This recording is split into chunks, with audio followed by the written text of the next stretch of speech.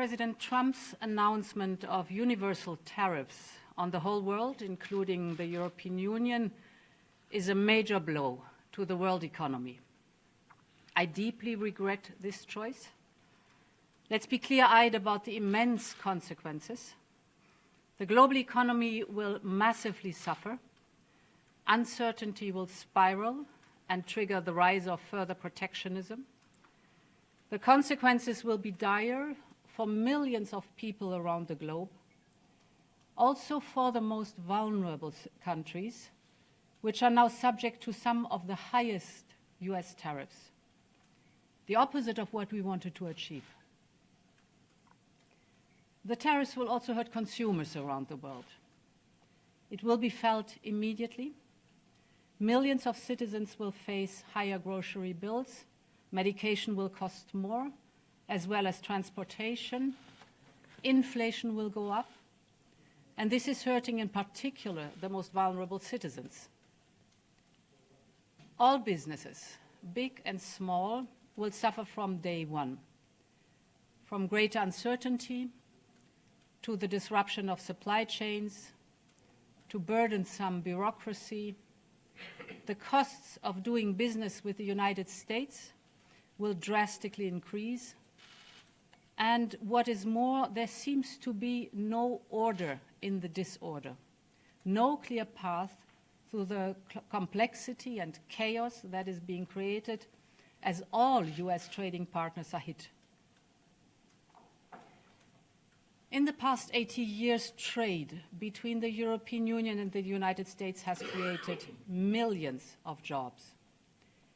Consumers across the Atlantic have benefited from reduced prices. Businesses have benefited from huge opportunities, leading to unprecedented growth and prosperity. And at the same time, we know that the global trading system has serious deficiencies. I agree with President Trump that others are taking unfair advantage of the current rules, and I'm ready to support any efforts to make the global trading system fit for the realities of the global economy. But I also want to be clear. Reaching for tariffs as your first and last tool will not fix it. This is why, from the outset, we have always been ready to negotiate with the United States to remove the remaining barriers to transatlantic trade. At the same time, we are prepared to respond. We are already finalizing the first package of countermeasures in response to tariffs on steel, and we're now preparing for further countermeasures to protect our interests and our businesses if negotiations fail. We will also be watching closely what indirect effects these tariffs could have, because we cannot absorb global overcapacity, nor will we accept dumping on our markets. As Europeans, we will always promote and defend our interests and our values, and we will always stand up for Europe. But there is an alternative path. It is not too late to address concerns through negotiations. This is why our Trade Commissioner, Maroš Šefčovič, is permanently engaged with his US counterparts. We will work towards reducing barriers, not raising them. So let's move from confrontation to negotiation.